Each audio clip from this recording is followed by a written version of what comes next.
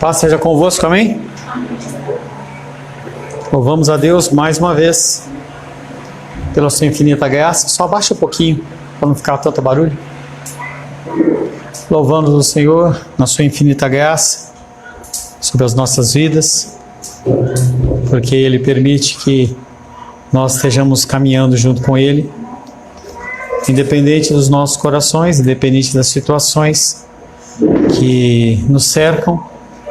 O Senhor, Ele continua sendo Deus nas nossas vidas. Em nosso último encontro, estivemos meditando sobre o tema o dever dos senhores. Quando penso nesse título, passagens me vêm à mente. Deus dá entendimento aos simples. Mais fácil é passar um camelo por o buraco de uma agulha do que um rico entrar no reino dos céus. Por que eu digo isso? Porque as pessoas que não são simples, as pessoas que se acham sábias demais, capacitadas demais, são as pessoas que não seguem e não cedem aos comandos do Senhor.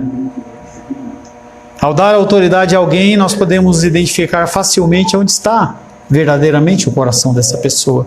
É uma das formas de nós descobrirmos onde está o coração dela. Um líder sem sabedoria acha que é melhor ou que as leis não se referem a ele. Se acham isento de responsabilidades e isso é uma ideia ignorante. Quanto mais você recebe autoridade, mais você tem responsabilidades. O verso que meditamos na semana passada e vamos meditar hoje novamente, Efésios 6:9, que diz: E vós, senhores, de igual modo procedei para com eles, deixando as ameaças, sabendo que o Senhor, tanto deles como vosso, está nos céus, e que para com ele não há acepção de pessoas. A nova aliança ela é mais pesada que a antiga. De maneira semelhante, o ser Senhor, o ser sábio, o ser pai, o ser líder, marido, também é difícil. O modelo é Cristo e nos traz um grande desafio. Nós não temos referências humanas a seguir, apenas referências divinas. Nós não podemos nos acomodar aos nossos pensamentos. Como Ele fez, nós devemos fazer. Como Ele era, nós devemos ser. Essa é uma busca que se iniciou no nascimento das nossas vidas e que irá se findar na eternidade. Por isso, o texto diz: E vós, senhores, e vós, líderes, e vós, pais, vós, de modo igual procedei para com eles. A palavra de hoje tem como título, na continuidade da palavra da semana passada, o dever dos senhores, parte 2. Quero convidar você a abrir a palavra de Deus em Efésios capítulo 6.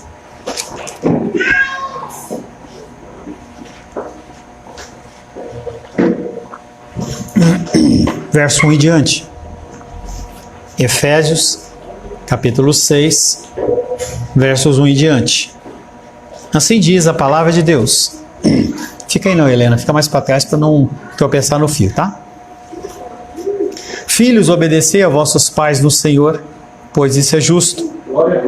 Honra teu pai e a tua mãe, que é o primeiro mandamento com promessa, para que te vá bem e sejas de longa vida sobre a terra.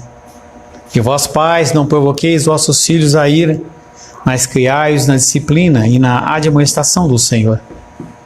Quanto a vós outros, servos, obedecei ao vosso Senhor segundo a carne, com temor e tremor, na sinceridade do vosso coração, como a Cristo. Não servindo à vista, como para agradar a homens, mas como servos de Cristo, fazendo de coração a vontade de Deus, servindo de boa vontade como ao Senhor e não como a homens, certos de que cada um, se fizer alguma coisa, receberá por isso outra vez do Senhor, quer seja servo, quer seja livre. E vós, senhores, de igual modo ao tudo que nós lemos agora em relação ao servo, de igual modo procedei para com eles, deixando as ameaças, sabendo que o Senhor, tanto deles como vosso, está nos céus, e que para com ele não há acepção de pessoas. Palavra do Senhor, amém? Senhor, nós lemos novamente a tua santa e bendita palavra e pedimos a tua luz.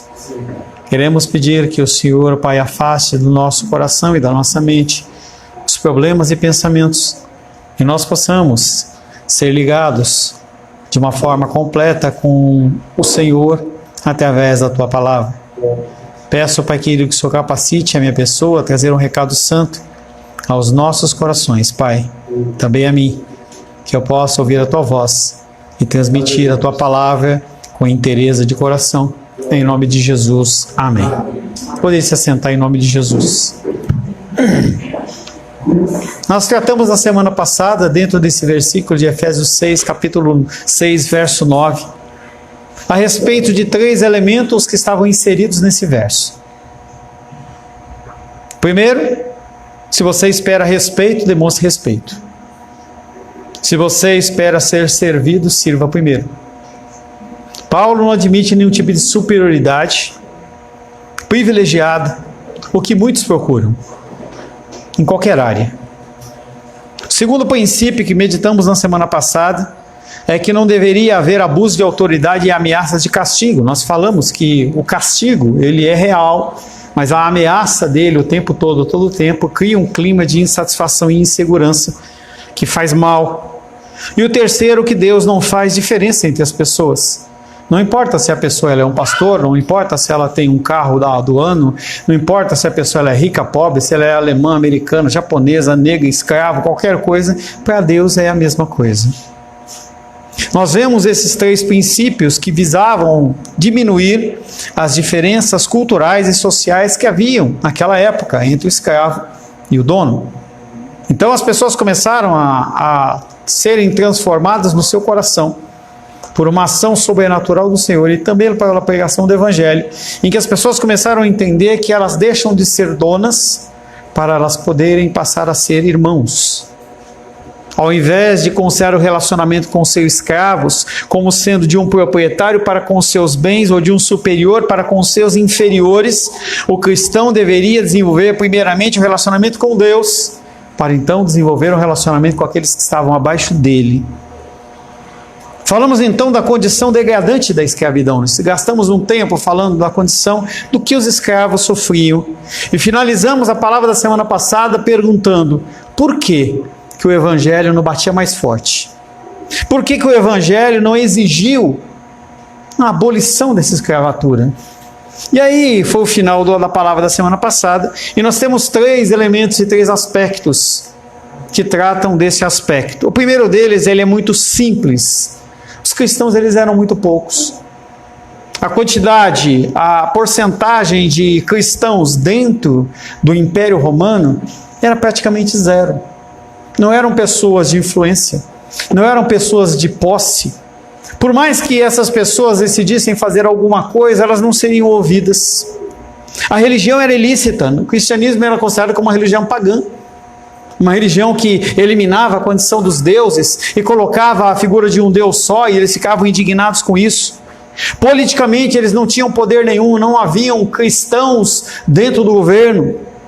Além disso, a escravidão era naquele tempo uma parte indispensável do sistema, conforme nós falamos na semana passada. Haviam muitas vezes mais escravos do que pessoas livres. E toda a economia do Império Romano girava em torno da escravatura.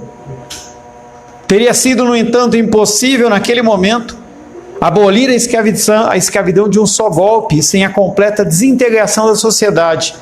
Entenda que há elementos na vida que eles têm que ser tirados aos poucos. Eles não podem ser tirados de uma vez. Se você tenta extrair alguma coisa de uma vez só, você machuca muito mais do que você conserta. Isso funciona muito claro dentro do aconselhamento. Muitos de vocês têm dores, dificuldades, problemas, que eles têm que ser tratados paulatinamente. É um tratamento a longo prazo. Porque você passou um tempo tentando enterrar essa dificuldade para que você consiga viver. E se eu simplesmente decidir arrancar essa casca dessa ferida, o que vai ser encontrado é uma tecido totalmente podre embaixo, que não vai dar nenhuma condição da pessoa ela se curar. A condição da escravatura também era essa ferida. Era algo podre, era algo errado, mas que não podia ser eliminado de uma vez, porque a estrutura toda da sociedade estava apoiada nisso. Mesmo se os cristãos tivessem libertado seus escravos, eles teriam os condenado ao desemprego e à miséria. Uma pessoa que era escrava e deixava de ser escrava, ela não era reconhecida como ser humano. Era uma pessoa que está no local, ela não ia ter onde trabalhar, o que comer, talvez virasse um bandido, talvez se prostituísse, mas não teria como fazer absolutamente nada. A sociedade antiga estava economicamente tão dependente da escravidão quanto a sociedade hoje dependente das máquinas. Imagina que o governo instaure um decreto que a partir de hoje você não pode mais ter nenhuma televisão em casa. Ou todos os celulares têm que ser entregues ao governo e você não pode usar. As pessoas iam olhar e falar, isso é loucura, porque nós nos acostumamos com isso. É claro que eu não estou comparando você ter uma televisão ou ter um celular com a escravidão, mas a gente tem que entender com o nível de dependência que havia naquela cultura. Então, os cristãos, eles não tinham poder e autoridade em primeira instância para fazer absolutamente nada. A escravidão tinha de ser tolerada por mais um pouco de tempo, mesmo que esse um pouco de tempo, ele demorou anos, décadas, séculos e até milênios, e a gente encontra ainda hoje pessoas escravas. Uma segunda razão é que não achamos no Novo Testamento expressões mais fortes contra a escravidão.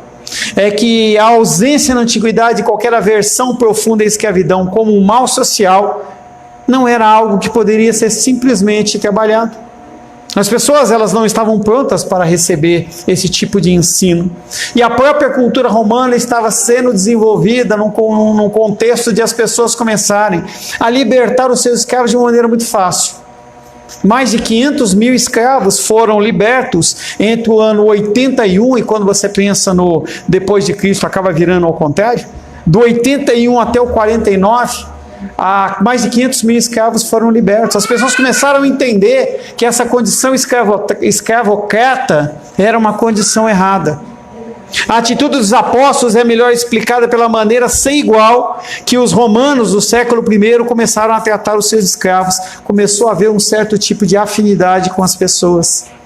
Dessa maneira, o escravo romano, longe de viver da servidão perpétua, ele podia sonhar com a oportunidade dele ser livre.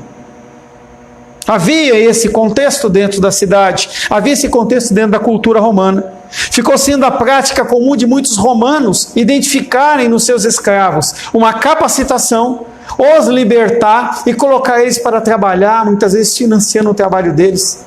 Quantos não ficaram mais ricos que os seus próprios senhores? Atos capítulo 22, versos 25 a 28. Atos capítulo 22, versos 25 a 28. Diz assim, Atos, capítulo 22, versos 25 a 28. Quando estavam amarrando com correias, disse Paulo ao centurião presente, ser-vos-á, porventura, lícito açoitar um cidadão romano sem estar condenado? Ouvindo isto, o centurião procurou o comandante e lhe disse, que está para fazer? Este homem é um cidadão romano. Vindo o comandante, perguntou a Paulo, dize-me, tu és romano? Ele disse, eu sou. E na sequência ele fala, como que você conseguiu? Ele falou, de nascimento. Ele falou, eu consegui através de uma grande soma de dinheiro. Então aquele soldado romano, ele conseguiu a sua cidadania romana através de dinheiro. Então havia a possibilidade daquelas pessoas elas se libertarem. Esta evidência ajuda a explicar tanto o conselho de Paulo aos escravos em Corinto, no sentido de que se pudessem ganhar a liberdade, que aproveitassem com firmeza a oportunidade. Não precisa abrir em 1 Coríntios, capítulo 7, de 21 a 24, o apóstolo Paulo exorta as pessoas, havendo oportunidade, se apega nela, trabalha, se dedica, para que você possa ser reconhecido. Nós vemos lá no texto de Filemão também a condição de Paulo exortando Filemão a libertar o seu escravo, não considerá-lo mais como escravo e sim como irmão, porque era um preceito cristão. Primeira condição, um grupo pequeno. Segunda condição, o povo romano naturalmente já estava libertando os seus escravos. E uma terceira, consideração na suavidade da posição do Novo Testamento é que já naqueles tempos a posição legal dos escravos estava começando a ser aliviada e demonstrava promissores sinais das mais melhorias a serem alcançadas. Haviam mudanças humanitárias. As pessoas começaram a conversar. Havia a figura do Evangelho. O Evangelho ele vem trazendo um conceito diferente com o marido e a esposa. Ele vem trazendo um conceito diferente também com os escravos. E as pessoas elas começaram a se multiplicar. Apesar de ser um pequeno grupo, eram pessoas que falavam. Muitas vezes nós, nos dias de hoje, nós não temos mais influência porque nós calamos os nossos lábios. Ontem estava apenas Nicolas e Menísia fazendo evangelismo, e se fossem mais 2? Ou se fossem mais 4? Aonde estavam as pessoas? Qual que é a ocupação das pessoas que impediu de juntar-se a eles serem, em vez de 2 vozes, 3 vozes, ou 4 vozes, ou mais vozes?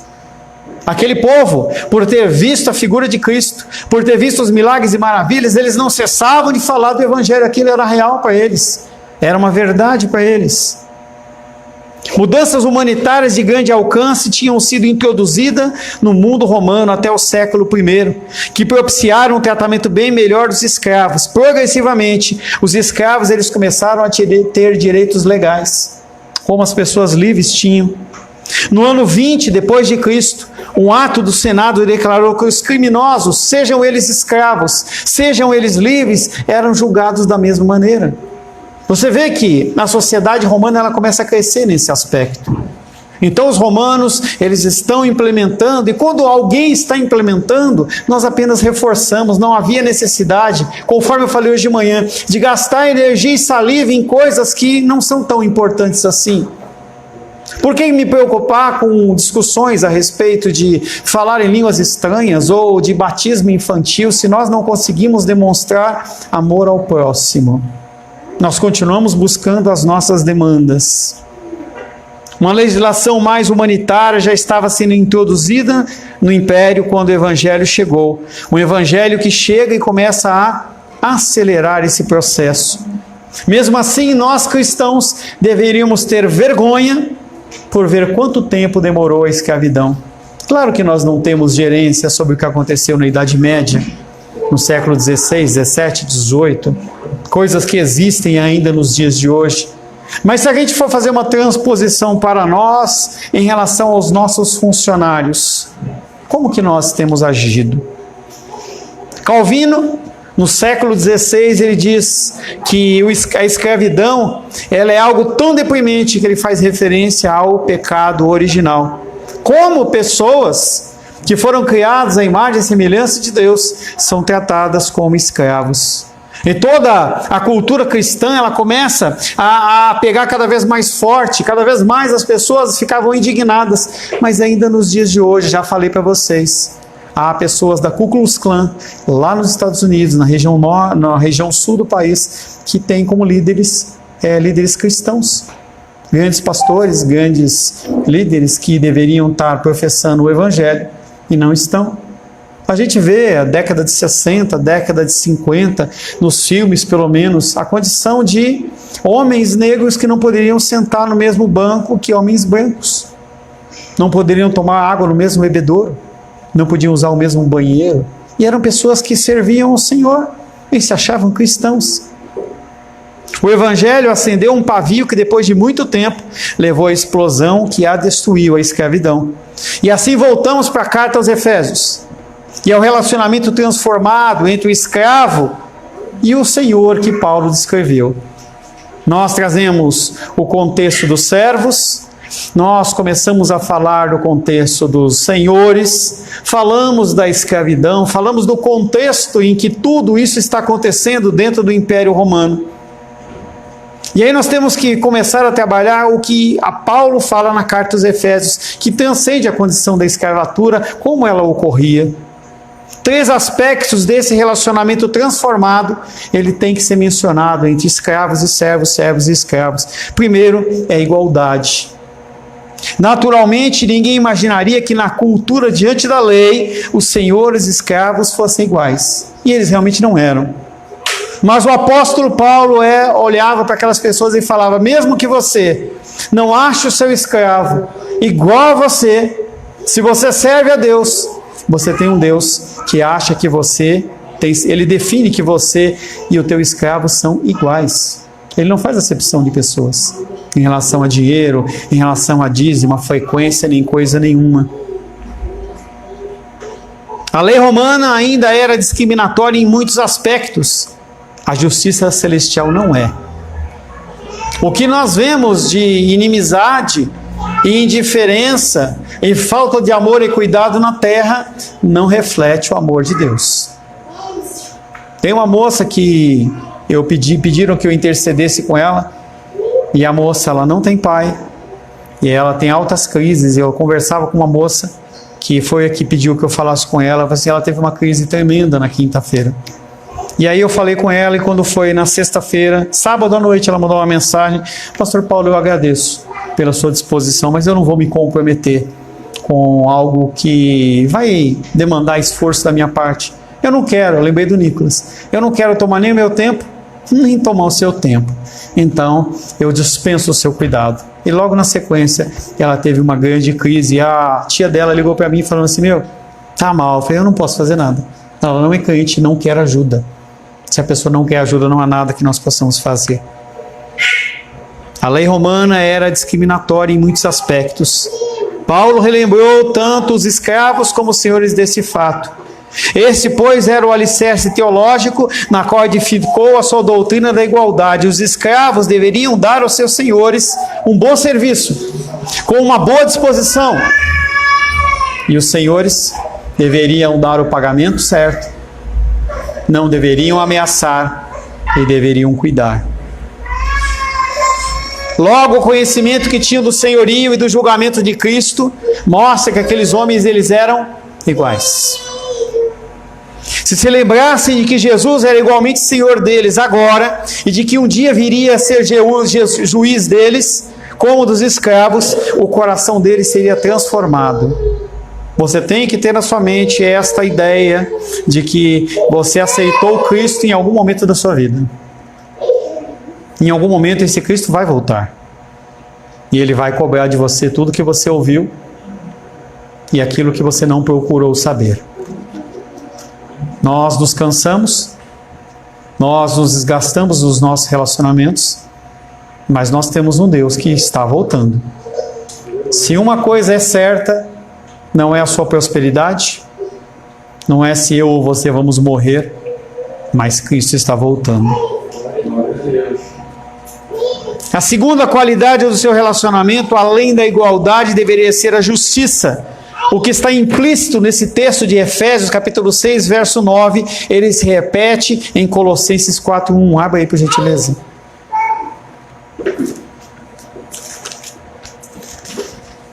Colossenses, capítulo 4, verso 1.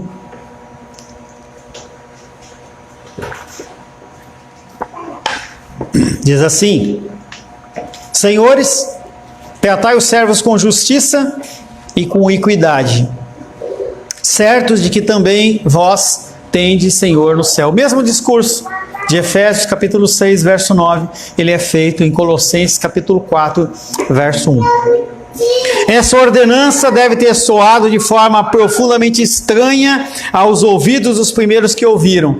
Quando você ouve um conceito, uma instrução que é diferente daquela que você está acostumado, você estranha.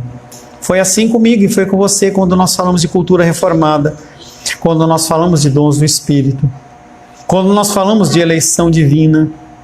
Isso é estranho, isso é confuso. Para aqueles que são filhos, o entendimento vem em algum momento. Para aqueles que não são filhos, continua-se na confusão. Essa ordenança da justiça deve ter soado profundamente estranha ao ouvido daqueles que a ouviram. Porque embora, como já vimos, a lei romana estivesse se tornando progressivamente mais humanitária, os escravos ainda eram considerados propriedade dos seus senhores.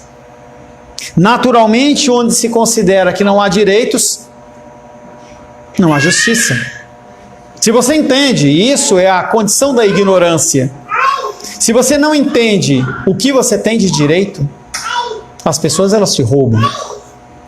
As pessoas, elas deixam de oferecer aquilo que realmente é a obrigação delas em fazer. Aqueles escravos, eles não tinham direitos porque eles não tinham conhecimento. Eles não sabiam o que estava acontecendo.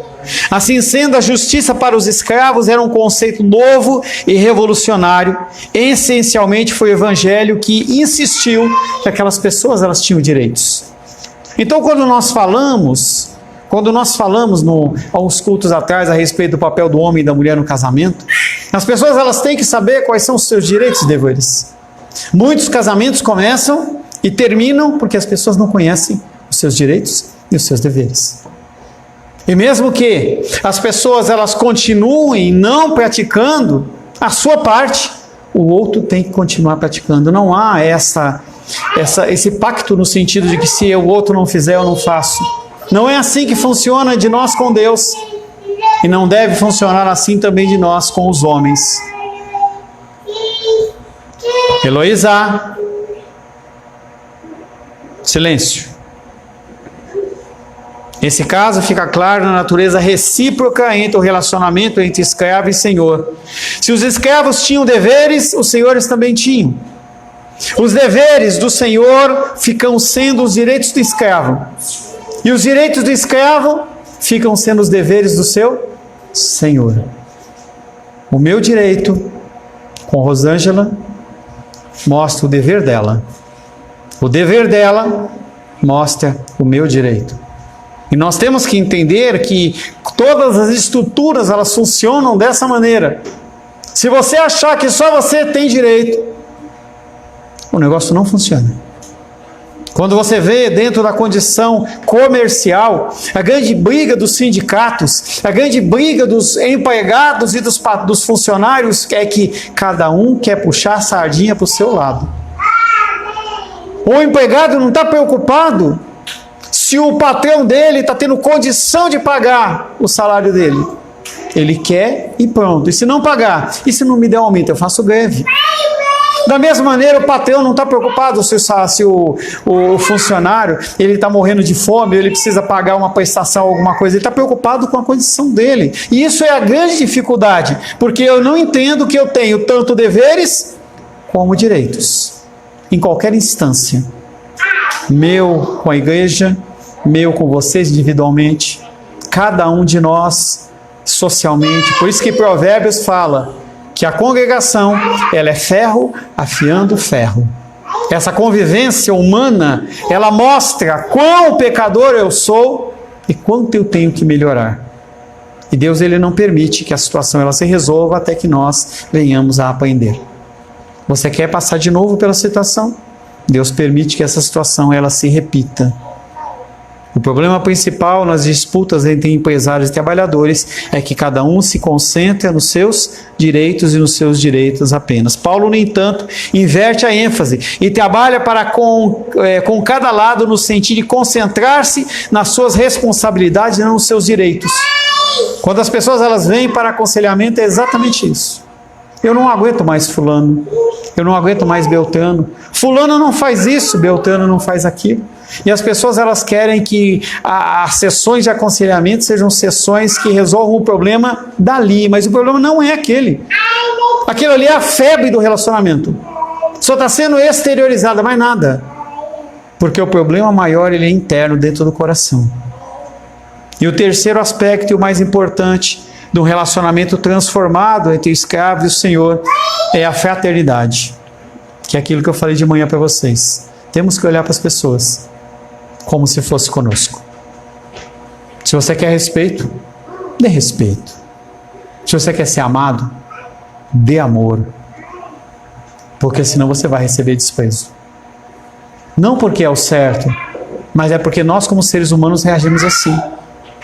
Nós reagimos com esse tipo de ação. E aí Deus permite que essa luta continue, tanto para que o lado entenda que tem que entregar, como o outro lado tenha que entender que o processo dele, o papel dele continua sendo o mesmo, independente de receber o direito ou não.